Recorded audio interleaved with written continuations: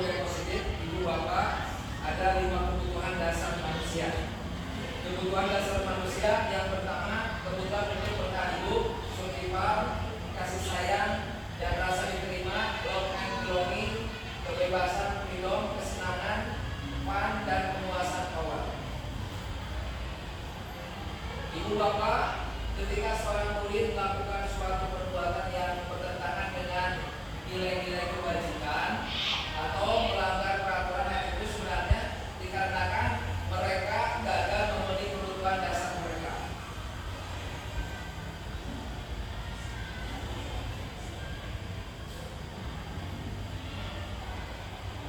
Kemudian, jadi ibu bapak kalau anak yang gagal melanggar peraturan berarti mereka belum memenuhi kebutuhan dasar mereka.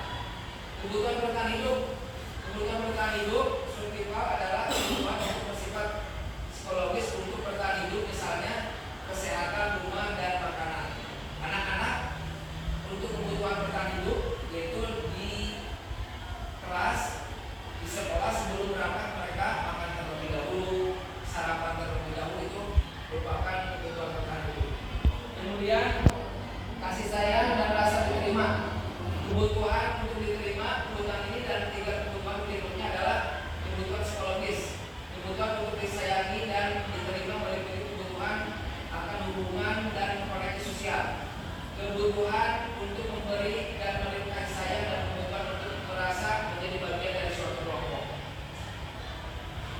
Pemuasan kebutuhan atas kemampuan. Kebutuhan itu berhubungan dengan kekuatan untuk mencapai suatu, menjadi kompeten, menjadi terampil, diakui atas prestasi dan keterampilan kita, dan keterampilan mendengarkan dan memiliki rasa harga diri.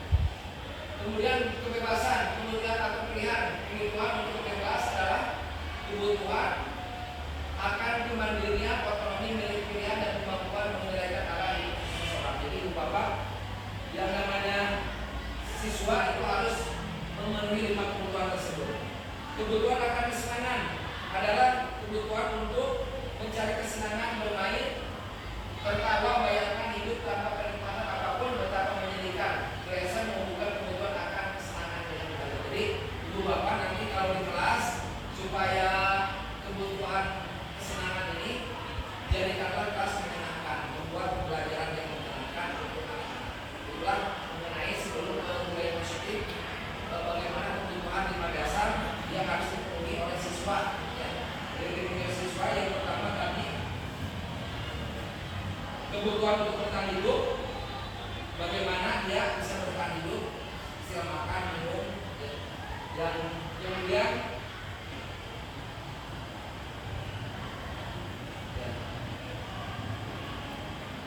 itu mengenai kebutuhan hidup. Kemudian budaya positif. Budaya positif, bagaimana peran Bapak Ibu dalam menciptakan budaya positif di sekolah. Budaya positif itu adalah lingkungan yang baik, mulai dari pribadi-pribadi yang baik itu akan melahirkan lingkungan yang positif. Selanjutnya, peran guru yang baik harus memiliki kemampuan dalam mewujudkan budaya positif di sekolah. Jadi guru adalah salah satu benar-benar peran penting yang sangat diharapkan untuk mewujudkan budaya positif di sekolah. Kemudian budaya positif tersebut dapat dijalankan dengan menerapkan konsep-konsep inti seperti disiplin positif, memahami motivasi, perilaku karena manusia berkaitan dengan hubungan dan penghargaan, 5 posisi kontrol, keyakinan kelas, dan menerapkan segitiga ekspresi dan penyelesaian masalah. Jadi ibu bapak, supaya budaya positif ini dapat terlahir di lingkungan kita, maka disiplin positif. Disiplin positif contoh masuk ke kelas tepat waktu, ya. Kemudian mengikuti upacara kalau dulu, ya. Dan kita sebagai guru itu harus menjadi contoh yang baik. Kemudian memahami motivasi perilaku, bagaimana supaya bisa memotivasi siswa dengan baik. Karena manusia berkaitan dengan hubungan, ya ada hubungan. Ini jadi permasalahan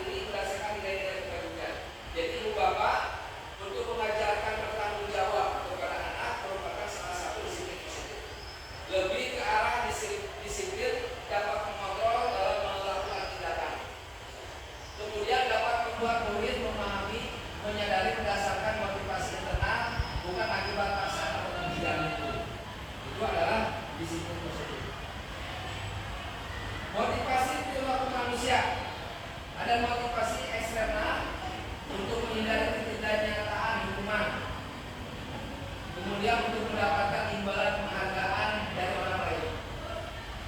Jadi motivasi mereka supaya tidak mendapatkan konsekuensi atau hukuman, maka mereka menghindari tersebut dan mematuhi peraturan-peraturan sekolah. Kemudian untuk mendapatkan imbalan penghargaan, nah ketika mereka mematuhi itu ada imbalan dari sekolah, yaitu sebuah keamanan bagi dirinya, selamat dari konsekuensi tersebut. Kemudian motivasi tenang untuk menjadi orang yang mereka inginkan dan menghargai diri sendiri dan nilai-nilai yang mereka percaya. Jadi internal itu bagaimana dia menghargai diri sendiri, kemudian nilai-nilai yang mereka percaya. Posisi kontrol seorang guru hukum. Contoh hukum itu kamu misalkan ada siswa yang melatih kamu karena telat, kamu harus push up misalnya, itu hukum. Kemudian teman, guru bisa dijadikan teman ketika mereka terlambat sekolah. Bagaimana kita berkata, kamu kenapa terlambat? Itu dia sebagai posisinya sebagai teman, diajak sambil tertawa, ya, sambil saling berinteraksi dengan baik, itu sebagai teman. Kemudian membuat masalah merasa bersalah. Contoh, kamu seperti itu salah, melakukan itu akibatnya ini. Itu adalah posisi kontrol seorang guru. Memantau itu contoh ketika memantau segala kegiatan-kegiatan anak yang ada di sekolah. Manajer, nah ini yang harus ibu bapak lakukan, yaitu posisinya sebagai manajer. Bagaimana posisi manajer? Guru berbuat sesuatu bersama murid, mempersilakan murid mempertanggungjawabkan perilakunya dan mendukung murid agar dapat menemukan solusi atas permasalahan tersebut. Jadi diajak bicara dan diajak dia menemukan solusi tersebut. Kemudian posisi manajer mengacu pada resolusikan dapat menjadikan murid menjadikan manajer dalam dirinya sendiri sehingga tercipta identitas positif berhasil pada diri sendiri. Itu ibu bapak harus jadi manajer. Ya. Kemudian keyakinan kelas.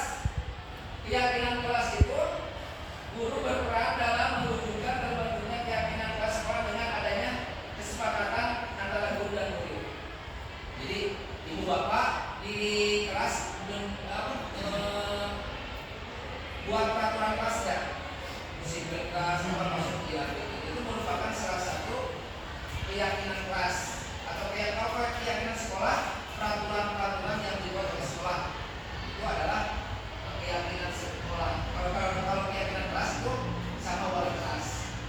Keyakinan sekolah kelas berupa pernyataan universal yang mudah diingat, dipahami dan harus diterapkan dalam lingkungan sekolah. Ini modul yang berkaitan dulu ya, ketika modul 1 budaya positif berkaitan dengan filosofi KD modul 1 dengan menjalankan budaya positif di sekolah maka akan mempermudah dalam terciptanya tujuan pendidikan nasional dengan filosofi KD, yaitu pendidikan yang berpihak pada murid dan bersifat menuntut tumbuh hidup sesuai dengan kodrat alam dan kodrat Tuhan. Jadi kodrat alam itu sesuai dengan alamnya, ya, alam mereka. Kodrat zaman yaitu pengetahuan, kemampuan membaca, kemampuan pola pikir, itu kodrat zaman. Kodrat alam adalah zamannya yang mereka lakukan saat ini. Budaya positif terwujud jika guru memiliki nilai guru penggerak di antaranya pada murid mandiri, efektif, kolaboratif, dan inovatif. Budaya positif dapat terwujud dengan mendorong kolaborasi antara semua warga sekolah dengan adanya keyakinan sekolah yang harus disepakati dan dijalani bersama.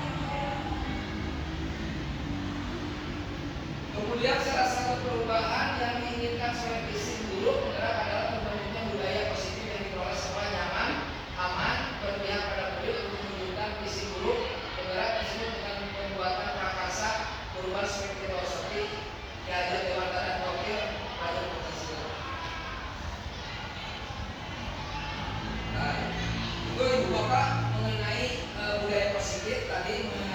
kebutuhan dasar manusia untuk siswa. Insya Allah kalau terpenuhi 5 kebutuhan dasar tadi, insya Allah siswa akan nyaman, akan semangat, akan termotivasi dalam pembelajaran di sekolah. Kemudian di sini Ibu Bapak, bagaimana cara menyelesaikan permasalahan yang ada di anak? Ini contoh. Jadi ini tiga restitusi bukan hanya saja oleh guru BK, wali kelas pun ini bisa melakukan penyelesaian siswa. Ya, bagaimana kalau ada yang masalah, ada solusinya, disebut dengan segitiga restitusi. Adalah suatu proses dialog yang dijalankan oleh guru. Jadi guru berdialog terlebih dahulu, atau orang tua agar dapat menghasilkan murid yang mandiri dan bertanggung jawab. Jadi ketika anak yang salah itu, tujuan utamanya anak supaya lebih mandiri ke depannya, lebih sadar dan lebih bertanggung jawab lagi, tidak melakukan perbuatan-perbuatan yang salah. Kemudian sehingga penanaman nilai-nilai kebajikan dapat tumbuh saat guru di posisi manajer. Jadi harus posisi manajer bisa mengatur. Aspek yang dikembangkan adalah motivasi intrinsik. Adapun motivasi intrinsik adalah motif-motif yang menjadi aktif atau mengisi dan tidak perlu rangsangan dari luar, karena dari dalam individu sudah ada dorongan untuk melakukan sesuatu. Tahapan restitusi. Jadi kalau anak yang ada masalah ditanya, misalkan contoh kemarin kasusnya mengenai mesin kaca, contoh ditanya menstabilkan identitas, apa yang kamu lakukan? Ya. Kenapa melakukan seperti itu? Menstabilkan identitas. Alasannya apa kamu melakukan itu? Itu namanya menstabilkan identitas. Validasi tindakan yang salah. Apakah perbuatan itu benar atau salah? Misalnya siswa akan menjawab ya, perbuatan salah. Kemudian menanyakan keyakinan. Keyakinan tersebut, siswa tersebut melanggar keyakinan apa? Contoh kalau itu melanggar kedisiplinan, melanggar ketidakpatuhan. Melanggar itu dia melanggar dalam tahapan segitiga restitusi. Menstabilkan identitas dilakukan berdasarkan prinsip bahwa membuat kesalahan adalah bagian dari proses pembelajaran yang nantinya akan menggeser identitas gagal ke arah identitas sukses. Jadi ibu bapak nanti kalau anak menstabilkan membuat kesalahan adalah bagian proses pembelajaran nantinya bergeser dari gagal menjadi sukses. Artinya ketika kamu itu tujuannya apa dan kamu harus berubah menjadi lebih baik. Saya tidak akan mengulanginya lagi, itu jawaban anak. Itu berarti dari gagal menjadi sukses. Berarti kamu membuat tadi membesarkan kaca itu perbuatan salah. Nah kamu nanti harus menggantinya, dan yang asalnya kamu ceroboh, kamu harus diganti dengan hati-hati, dengan dari gagal menjadi sukses. Kemudian validasi tindakan yang salah. Validasi tindakan yang salah dilakukan berdasarkan prinsip bahwa setiap perilaku budaya memenuhi suatu kebutuhan tertentu sehingga guru dan orang tua akan bergeser dari pemikiran stimulus respon menjadi proaktif serta akan lebih mengenali dan mengakui kebutuhan murid atau anak. Menanyakan keyakinan. Menanyakan keyakinan dilakukan memberikan pertanyaan bermakna kepada murid atau anak untuk memunculkan motivasi secara intrinsik sehingga mampu mengaitkan keyakinannya dengan tindakan yang salah. Ibu bapak nanti contoh nih. Kasus pertama, Mira dan Siska sedang berantem. Ini kasusnya misalkan ayah kasus banyak. Kemudian Raisa melerai pertengkaran tersebut.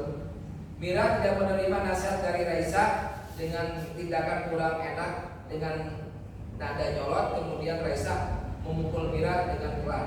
Ini contohnya.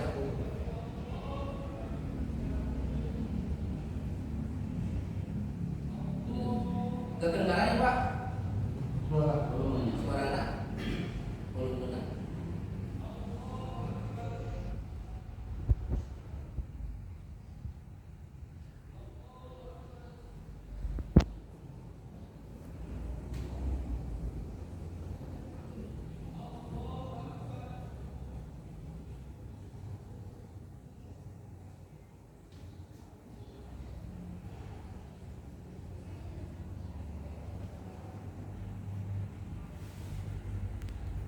suara ini.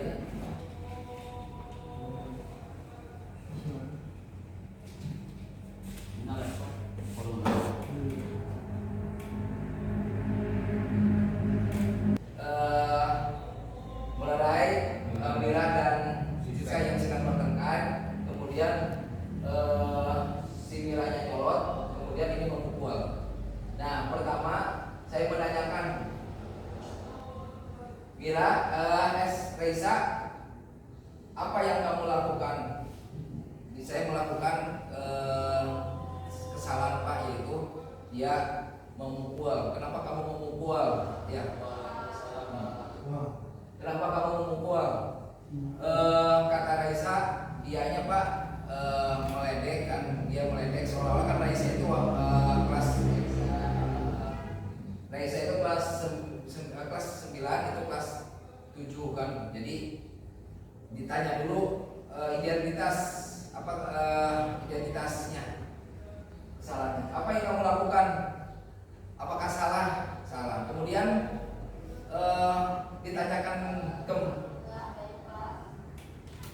ditanyakan validasinya. Apakah kamu yang melakukan itu salah atau tidak? Dan kamu harus berbuat apa? Ya, kamu harus diganti dengan sabar ya. Jadi saya itu harus sabar Pak. Dia tidak akan melakukan lagi. Ya, harus sabar, harus tidak melakukan lagi. Kemudian yang kena itu memvalidasi perbuatan tersebut itu merupakan salah dan kamu melanggar peraturan apa? Peraturan kedisiplinan. Dan itu contoh mengenai kasus Raisa tadi, Jadi itu salah satu pendekatan restitusi, segitiga restitusi. Kemudian kasus yang kedua, anak ketiduran di kelas sampai tidak bisa mengikuti pelajaran PAI dari awal sampai habis jam pelajaran. Jadi ketika emang ini kasus yang betul ya, tapi bukan anak pelakunya, sebetulnya anak itu hanya sampel saja. Itu ada anak di kelas dia melakukan tidur saat pelajaran saya. Itu kejadian ini. Nah, pertama dipanggil dulu anaknya, kenapa kamu tidur? Ya. Diterangkan, saya tidur itu karena main game online Pak, sampai tidak tidur. Tidur itu jam 5, kemudian sebentar tidurnya, terus kemudian kamu kenapa sampai tidur di kelas? Jadi alasannya dia kenapa dia tidur di kelas. Nah, saya menanyakan identitas. Apakah perbuatan itu salah atau tidak? Salah Pak, perbuatan itu sangat salah sekali. Apakah kamu akan mengulanginya lagi? Saya tidak akan mengulanginya lagi. Kemudian yang kedua, tadi validasi dulu ya, validasi apakah perbuatan itu salah atau tidak? Salah Pak. Apa yang harus kamu ganti? Saya harus rajin Pak, saya harus tidak tidur malam-malam Pak.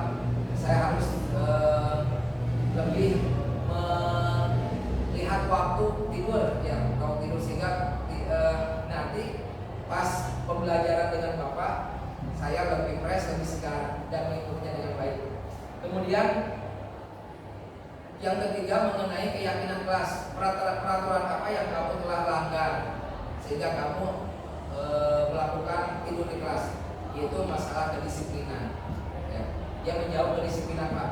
Terus apa yang kamu nanti lakukan? Saya akan lebih baik lagi Pak, akan lebih. Itu salah satu bagaimana segitiga restitusi untuk untuk melakukan permasalahan-permasalahan di kelas, permasalahan siswa ya. Ini biasanya dilakukan oleh guru BK, tetapi tidak menutup kemungkinan ini harus dilakukan oleh ibu bapak semuanya kalau ada kasus di kelas masing-masing.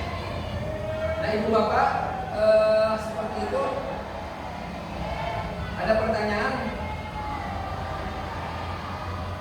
pertanyaan mengenai tadi diawali dengan 5 kebutuhan dasar. 5 kebutuhan dasar untuk siswa yaitu kebutuhan untuk bertahan hidup. Contoh sarapan ya. Kemudian kemudian dia minum, kemudian dia olahraga juga sama, ya. Kemudian kasih sayang juga, bukan hanya saja orang tua, tapi kasih sayang muridnya, perhatian itu harus rasa diterima oleh semua orang, ya, oleh teman-temannya. Itu love and belonging. Kemudian kebebasan di pembelajaran merupakan di kelas itu secara bebas untuk mereka berkarya, berkreatif dalam melakukan tersebut, dan penguasaan power. Artinya penguasaan power ini mereka benar-benar siap untuk belajar, konsentrasi belajar dan lain sebagainya. Ini 5 kebutuhan dasar manusia. Ini harus diterapkan juga ibu bapak semuanya di sekolah, di kelas, sehingga mereka dapat belajar dengan baik, di lingkungan sekolah dengan baik. Kemudian tadi ibu bapak semuanya, budaya positif, peran menciptakan budaya positif sekolah, yaitu peran ibu harus memiliki kemampuan dalam mewujudkan budaya positif di sekolah. Jadi semuanya harus berpikiran positif, perbuatan positif, berkata positif dari individu-individu sehingga melahirkan budaya positif di sekolah. Nah, itu ibu bapak ya mengenai budaya positif di sekolah supaya memahami perilaku manusia yang berkaitan dengan hukuman, perdagangan, kontrol, keyakinan kelas, restitusi dan penyelesaian masalah.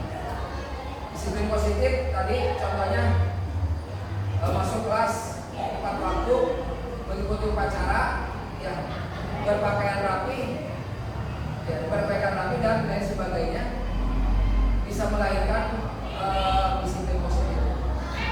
Motivasi perilaku manusia itu ketidaknyamanan, hukuman, mendapatkan imbalan, penghargaan orang lain. Internal menjadi mereka inginkan menghargai sendiri. Bebas, dari sini ada pertanyaan? Kalau anak yang tadi yang blok misalnya hubungan dengan anak yang blok hukum, kayak contoh anak ini meninggal, terus meninggal dunia, meninggal dengan orang lain, tapi itu terpengaruh terhadap kesehariannya, bahkan terhadap pembelajaran. Gimana tuh cara mengatasi?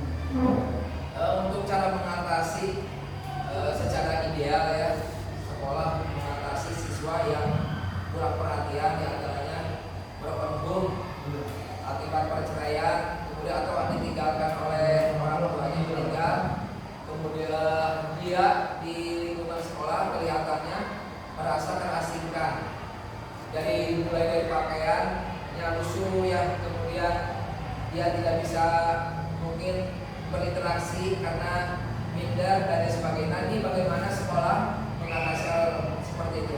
Nah di sini kalau dalam teori ini, yaitu sekolah harus memperhatikan, ya, sekolah harus memperhatikan dari mulai kebutuhan orang anak tersebut. Kenapa? Karena emang sekolah sekarang kan ada biaya operasional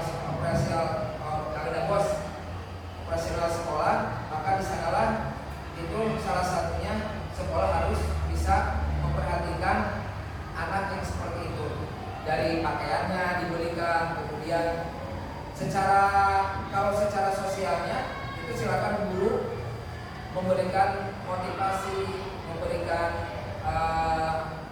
kasih sayang, perhatian kepada dia supaya dia itu benar-benar hidup kembali, motivasi kembali, semangat kembali seperti itu. Tuh. Ada lagi?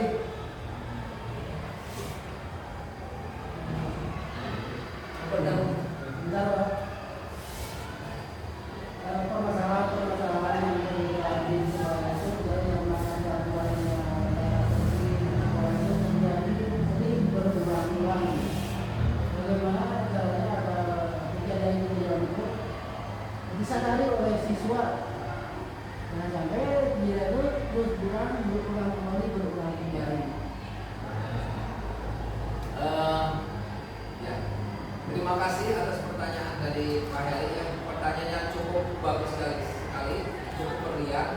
Nah, bagaimana perilaku anak yang terus berulang-ulang? Contoh misalkan ketika melaksanakan sholat berjamaah, anak tersebut selalu rusuh, dan lain sebagainya. Nah, ini harus ada kolaborasi antara kepala sekolah, guru, misalkan dengan guru agama, dan bagaimana caranya untuk menyelesaikan permasalahan ini. Duduk bareng, bersama-sama, nanti akan memunculkan solusi.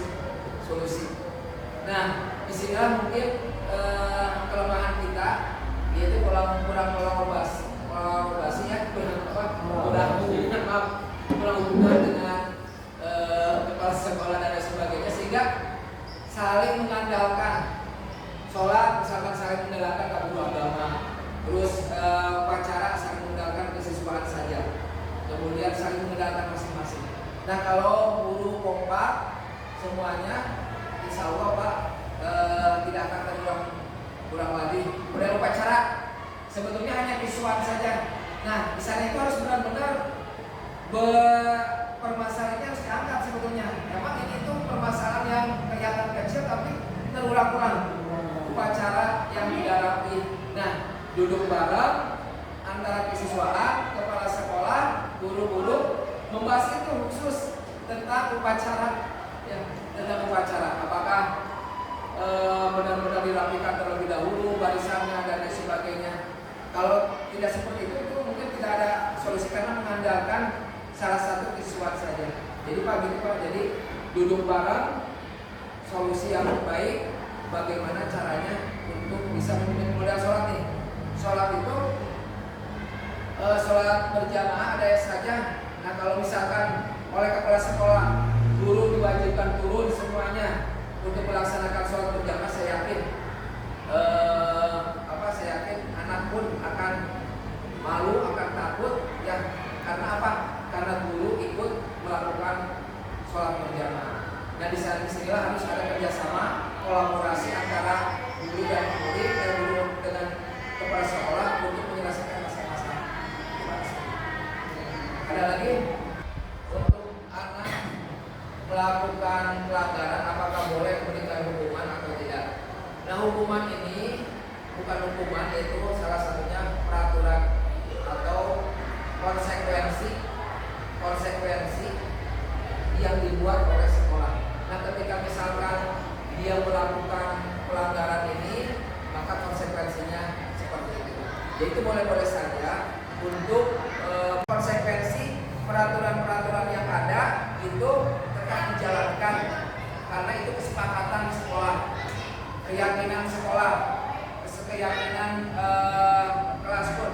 Nah, kalau ada konsekuensi, misalkan di kelas, karena keyakinan kelas itu sudah disepakati, apabila tidak piket, maka itu akan dihukum atau didenda membayar uang misalkan 2.000. Itu sah-sah saja karena sudah disepakati di kelas tersebut. Itu. Terima kasih. Yang keduanya, boleh tidak memberikan hadiah? Nah, untuk memberikan hadiah kepada anak yang rajin, misalkan untuk dia rajin di kelasnya, membersihkan kelas dan lain sebagainya, itu ada enggak di keyakinan kelasnya? Ada enggak kesepakatan kelasnya? Kalau ada kesepakatan kelas, ada diberikan imbalan, itu sah-sah saja. Tapi kalau tidak ada kesepakatan kelas, kemudian kalau tidak ada kesepakatan kelas, kemudian memberikan imbalan, itu menjadi tanda tanya. Jadi harus diawali dari kesepakatan kelas dulu, kesepakatan sekolah, ya. Ketika di anak model kesepakatan sekolah, anak yang ranking 1, ranking 2, ranking 3, kemudian juara umum, itu kan keyakinan sekolah, kesepakatan sekolah, itu sah-sah saja. Jadi ibu bapak ketika memberikan reward itu harus dilihat dari kesepakatan kelas. Dan juga ada yang tidak ada dari kesepakatan kelas. Contoh, secara spontanitas memberikan motivasi kepada anak. Tidak hanya berupa hadiah saja, akan tetapi dia berupa jempol. Kamu rajin sekali, kamu bagus, kamu lanjutkan. Itu adalah sebuah penghargaan kepada anak walaupun tidak ada dalam peraturan sekolah keyakinan kelas seperti itu. Ya. Jadi sesuai dengan peraturan sekolah yang ada lagi. Ini Pak, Pak Pak. tadi kan disiplin positif ya. Perbedaannya apa disiplin positif dengan disiplin? Tuh, kalau misalkan ada perbedaannya, contohnya apa misalkan? Apakah sama disiplin dengan disiplin positif itu? Ya. Pertanyaan yang sangat bagus Pak Yanwar ya. Apakah disiplin sama disiplin positif itu sama atau tidak? Kalau disiplin positif berarti ada disiplin negatif kan secara itunya ya. Tetapi di sini disiplin itu pasti positif ya. Maka di sini menamakan disiplin positif. Yang nama disiplin pasti positif. Itu hanya penambahan nama saja sebetulnya. Pada intinya sama-sama saja. Ketika disiplin itu adalah dia atau sikap yang sangat baik sekali dalam melakukan perbuatan, itu disiplin. Sangat baik ketika melakukan perbuatan, kemudian perbuatan tersebut sangat menguntungkan dirinya, kemudian sangat menguntungkan orang lain juga. Itu disiplin. Nah, disiplin positif berarti perbuatan tersebut itu adalah positif untuk dirinya, positif juga untuk orang lain. Contoh misalkan Pak Yanwar ini rajin pagi-pagi ke kelasnya, ke sekolah. Pak Yanwar suka masuk jam 7. Ya, itu disiplin positif. Dan itu positif bagi dirinya. Dan saya pun memperhatikan Pak Yanwar yang Pak Yanwar itu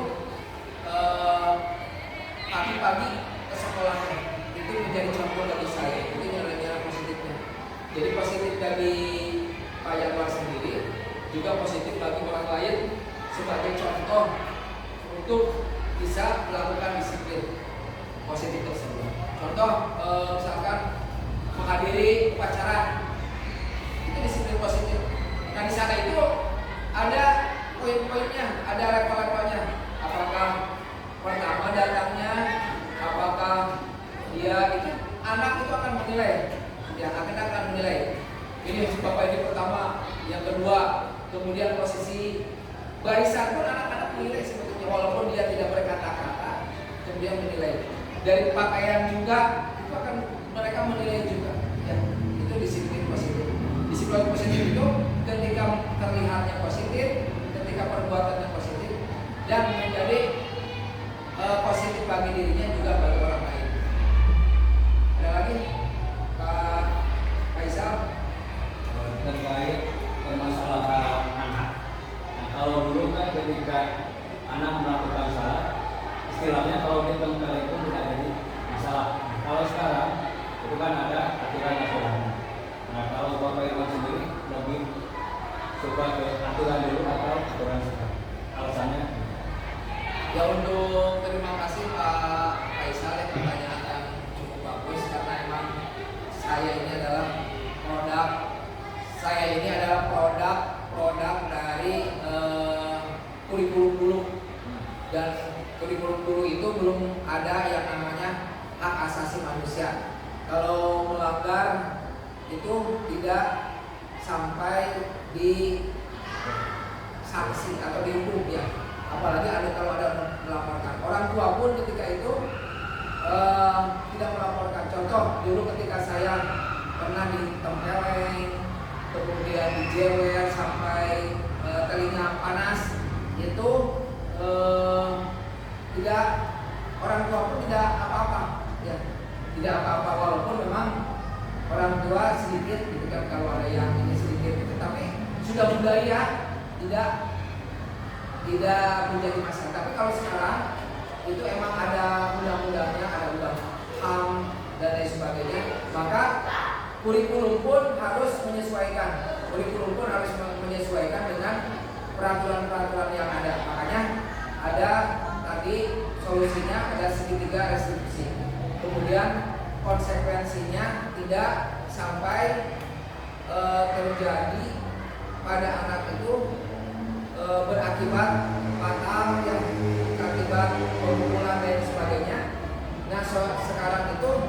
yaitu solusinya yaitu dengan sesuai dengan kurikulum yang ada seperti itu. Ya. Jadi ibu bapak tadi pertanyaan Pak Faisal, apakah setuju mana? Jadi setuju sesuai dengan kondisi sekarang. Jadi sesuai. Emang kalau kondisi yang dulu diterapkan bahaya, bahaya. Jadi disesuaikan dengan kondisi sekarang, peraturan sekarang, konsekuensi sekarang seperti itu. Dan zaman anak sekarang. Mau kayaknya bulan kayak nama hese susah ketika misalkan di Tempeleng Gunung masa lain budak baheula kita bawa negara terus dijiwil dia dulu itu kan yang begini nih kan namanya Suridang dari Suridang ke itu kebiasaan tapi senang gitu sini ya kalau budak ayeuna gitu kan belum anak sekarang kalau seperti itu belum memang harus disesuaikan dengan kondisi mentalnya kurang kalau jadi itu Bapak semuanya. Jadi kesimpulannya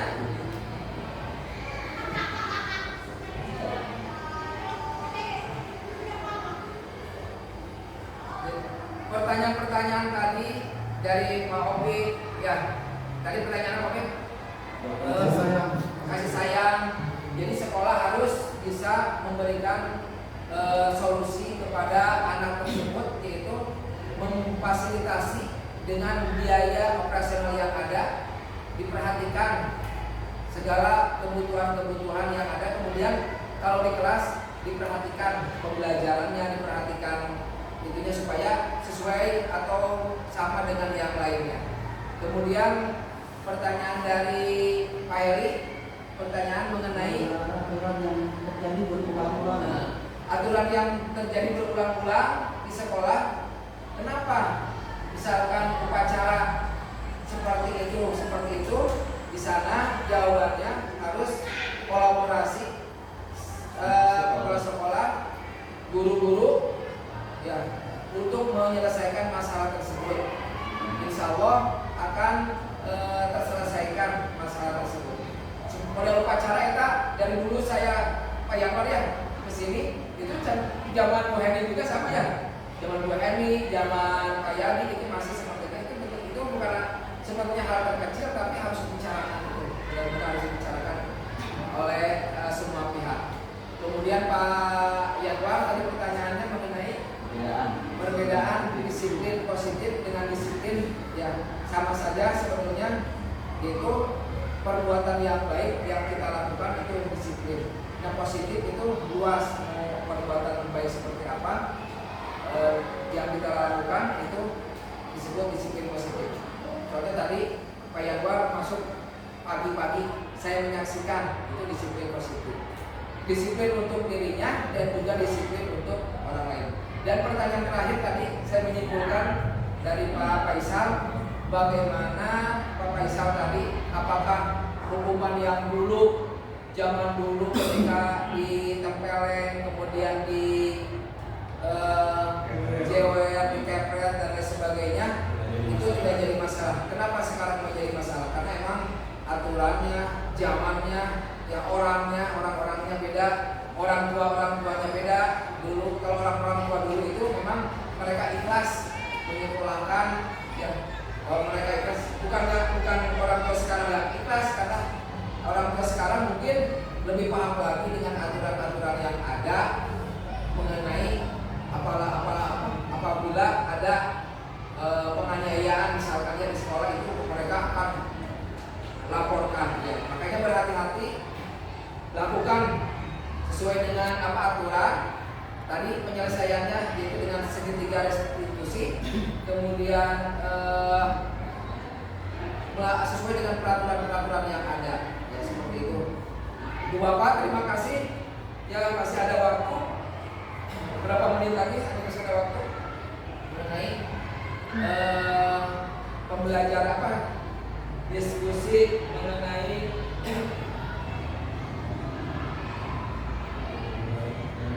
destinasi aksi nyata modul 104 budaya positif. Mudah-mudahan di sekolah kita ini melahirkan budaya positif, lingkungan positif. Mudah-mudahan sekolah yang menjadi contoh bagi sekolah-sekolah yang lain, anak-anaknya pun menjadi contoh sekolah-sekolah yang lain, gurunya selalu berprestasi karena budaya positif, lingkungannya positif. Insya Allah akan melahirkan sekolah yang baik, yang nyaman, ya karena tadi memenuhi 5 kebutuhan anak yang harus dipenuhi, kemudian penyelesaian segitiga restitusi, kemudian tadi budaya positif seperti itu. Ya mudah-mudahan ada manfaatnya. Dan posisi guru juga pengumpul, teman, pembuat, pemantau. Nah di sini disarankan Ibu Bapak sebagai manajer itu mengatur, mengelola. Ya. Bapak Ibu masih ada waktu, ada lagi pertanyaan? Tidak ada lagi. Ya itu saja. Terima kasih atas perhatiannya. Di sini demikianlah pemaparan estimasi aksi nyata modul 104. Mudah-mudahan ada manfaatnya. Mohon maaf kalau ada kekurangan dari saya pribadi, ya mudah-mudahan ada manfaatnya bagi saya dan bagi Bapak Ibu semuanya. Mudah-mudahan lingkungan sekolah kita menjadi lingkungan positif, budaya positif. Terima kasih. Billahi taufiq wal hidayah. Assalamualaikum warahmatullahi wabarakatuh. Waalaikumsalam.